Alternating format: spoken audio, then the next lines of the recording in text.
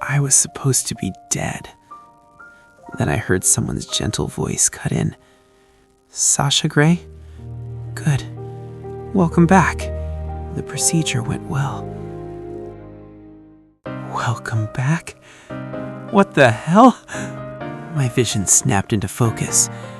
The pale green gowns, the disinfectant smell, the hospital lights. No. Immediately, I understood. They had robbed me of the death I wanted. They took the one thing I'd chosen. And now I'm dragged back into a world I hated to my core. Chapter 1. The truth hit all at once. Violent, suffocating. This wasn't the freedom I craved. This wasn't the clean exit I had imagined. This was a robbery.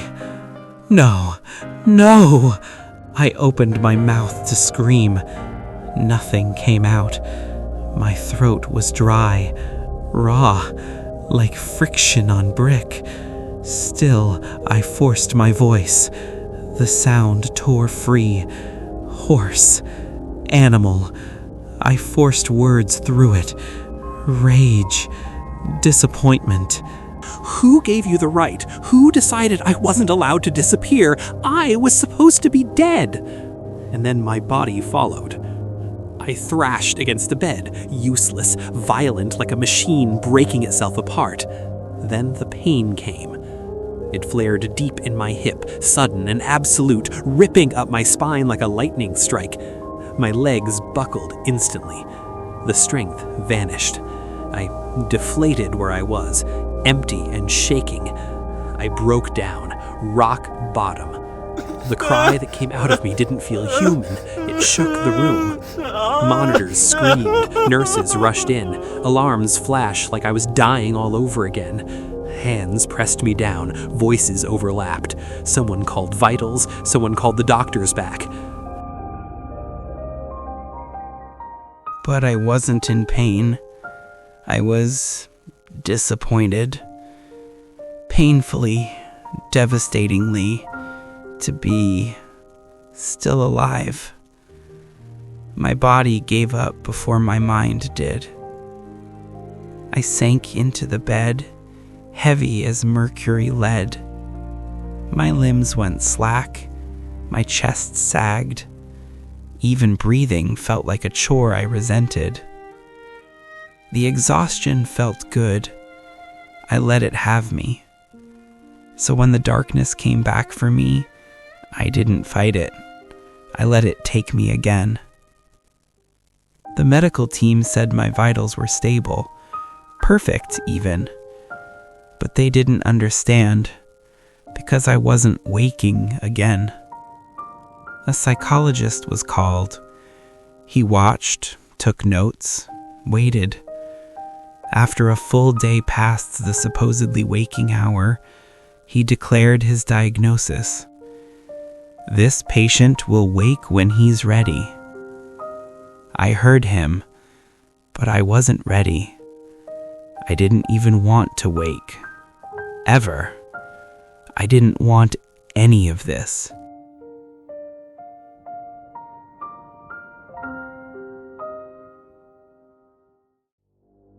Chapter 2.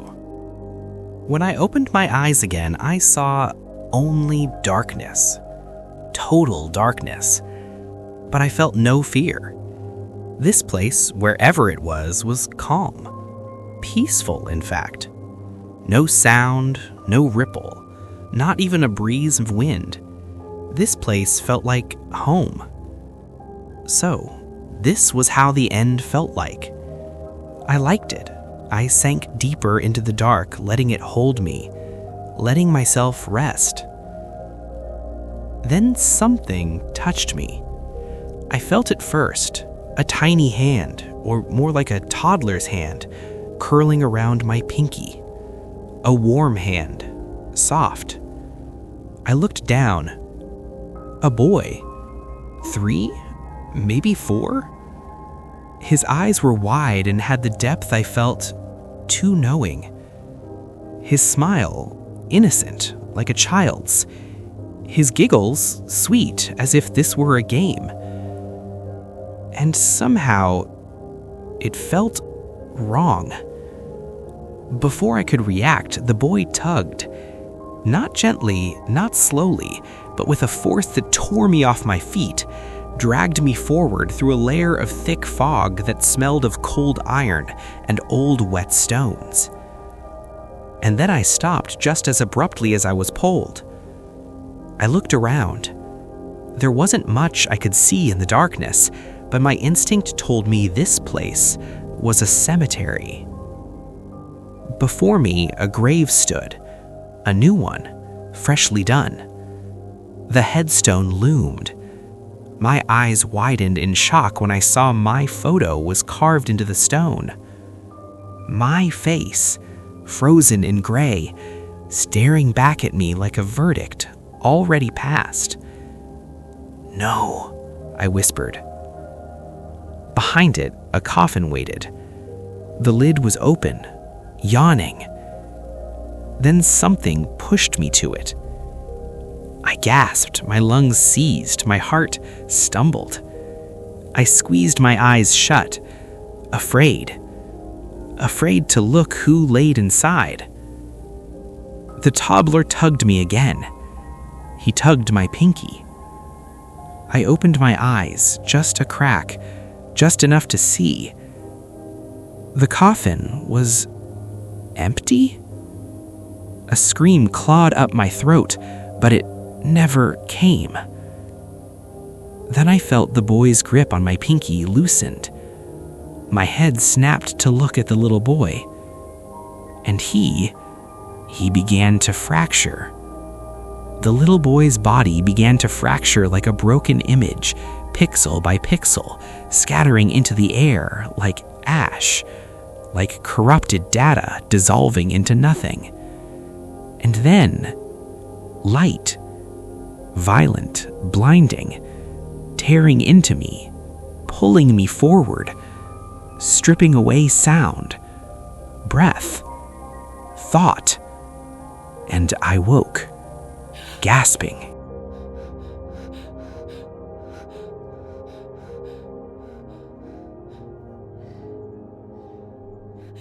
Chapter 3.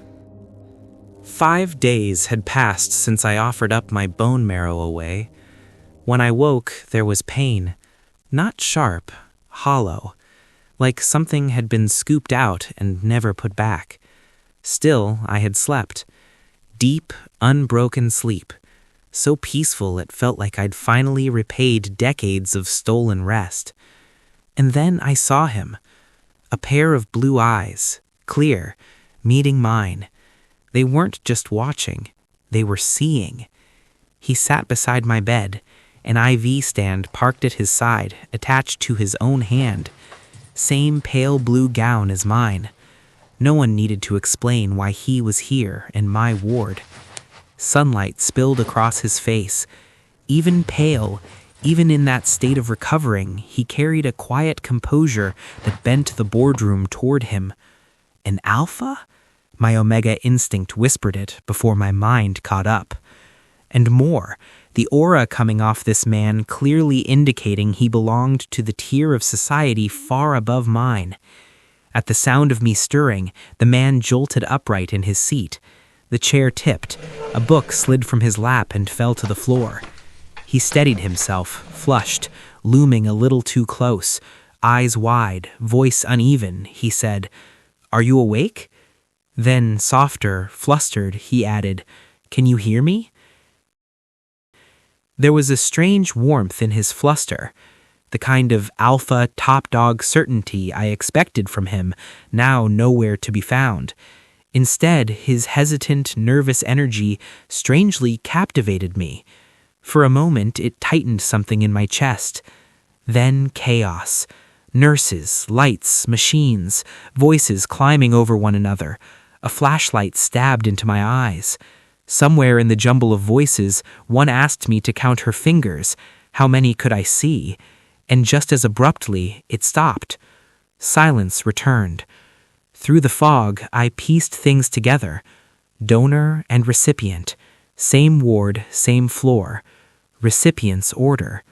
I heard myself sigh, a shitty little sound. I remembered signing the privacy papers. Weren't those supposed to protect the donor's privacy? Yeah, so much for protection. The Alpha, who had been standing quietly behind the medical fuss a moment ago, slowly came to stand beside my bed. He took a few heartbeats looking at me before placing a hand over mine. The simple gesture startled me. The sensation of his skin touching mine sent a jolt up my spine. Not abhorrent, but reactive. My hand jerked a little, but I didn't pull away. I didn't know why. Probably too distracted by the incredibly warm skin to my zombie cold fingers. My logic had probably scrambled half a block away. "Thank you, Sasha Grey," he said, quietly. So, he knew my name already. Still standing above me, his handsome face looming before me, he added, "I'm alive because of you." His voice was low, resonant. It settled somewhere in my chest and stayed there. I held his blue gaze, then answered in a flat voice, "You're welcome." Short and curt, the reply I deliberated hopefully didn't sound too rude, just enough to show him that I didn't want gratitude turning into a debt between us. After all, I didn't offer up my bone marrow with the intention to save him from the beginning. "I'm Ashton Kingsley." The man paused after introducing himself, letting his name settle in the air between us. The next instant, you can imagine the silence between them was like an imaginary black baby crow making gawk gawk sound flew by for a length of the time to fold an A4 paper into half. Ashton cleared his throat, breaking the silence first. A soft huff of amusement escaped his lips. Probably amused by my blank expression, confirming 100% that his name meant nothing to me. Ashton cleared his throat, then said, "They told me you volunteered without hesitation." I raked my brain a little. What was I even supposed to say to that? I'd spent way too long under a rock, one built of fear and silence. In the end, the dumbest truth slipped out of my mouth. "I need to get home." Don't laugh, I really needed to get home. Apparently, I'd been in here for almost a week. I tried to sit up. The room tilted when I sat up too quickly. His hands reached out and pressed gently but firmly against my chest. "You're not fit to go anywhere," he said. Pinned down by his hands, my head snapped left and right, searching. "I need my phone," I said, then looking up at him. "Can you please get my phone for me?" Something flickered across his face. Disbelief? Disappointment? Or maybe he was recalibrating everything he thought he knew about me. I couldn't tell. Ashton hesitated, then pulled it from the drawer beside my bed and handed it to me. I snapped it from his hand like accusing him of theft. The phone, which was about the weight of a Fuji apple, felt heavy in my hands. I fumbled at it, the buttons to start it up. Dead. My phone had gone completely dead. Just great. At this rate, I'd be dead meat too. Disappearing on Mateo Hayes like this meant only one thing waiting at home: punishment. I huffed heavily, dejected, thinking back into the bed. I closed my eyes, closing, letting the weight of it crushing my lungs. What had I done? I thought to myself. No, I need to get home. My resolution renewed. I had to. Get going now. I pushed myself into action. Stubbornly, I tried again to sit up, but my muscles, unused for days, felt like lifting stone. Ashton's palm flattened against my chest once more. Not aggressive, not gentle either. "The nurse informed your husband before your phone died completely." Ashton said quietly, but this time my sensitive Omega instinct caught a hint of frustration in his tone. This sensitivity was something I honed from being with strong and dominant alphas for years. "He's coming?" I repeated his words, my eyes gone wide to their maximum radius, the words twisting on my tongue as panic surged inside me. All sleepiness whooshed out of my bones like a puncture balloon. "He's coming." The words hollowed me out instantly. "No, Mateo can't come here," I screamed inside my head. "Not here. He'll make a scene. He always did. And I couldn't survive being humiliated again. Not here. Not under fluorescent lights. Not in front of strangers who would pretend not to see while seeing everything." Ashton took in my panic with a brief startle, but quickly turned into someone who used to be in the center of control of any situation. He held down my hand and said in a low and cautious tone, "Sasha, you look scared. Are you afraid of something? Or someone?" Ashton's unwarranted touch made me flinch glaringly. I smacked his hand off me on reflex, a reaction only I learned from my therapist much later was my natural defense mechanism, honed over the years when being treated unkindly. But that moment, I remembered thinking, damn, this alpha was being too perceptive for someone who'd literally just met me. "I'm fine," I lied, the only answer I'd ever given the world, worn smooth from overuse. He didn't buy it. "You don't have to go back to this place that gives you nothing but fear." I froze for a few heartbeats, staring at him like I'd misheard. "Why do you think I'm afraid?" I asked, offended, annoyed that he'd seen straight through me more than he'd allowed to.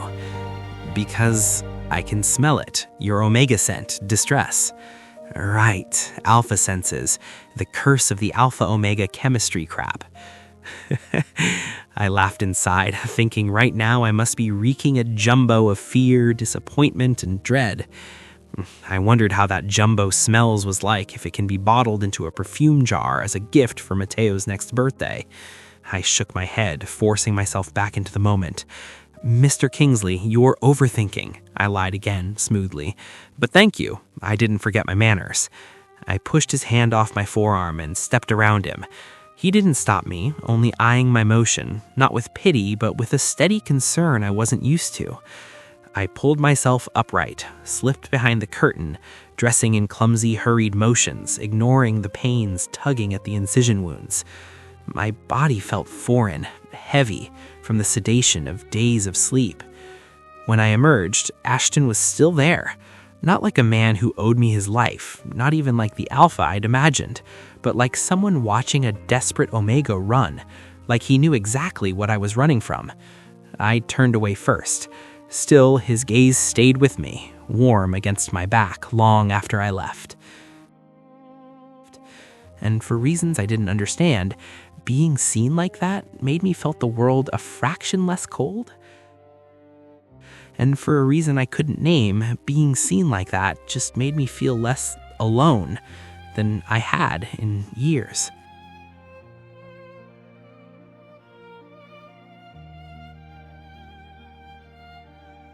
Sasha didn't get the ending he wanted. He woke up. He woke up back to the world he tried running from. People think death is the hard part.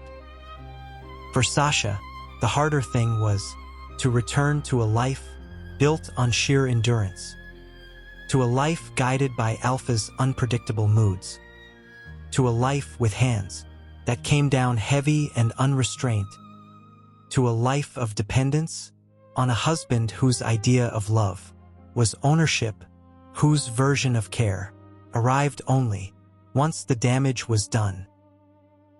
And in our next episode, you'll meet the man Sasha went home to, and you'll understand why, to Sasha, death felt like the kinder choice.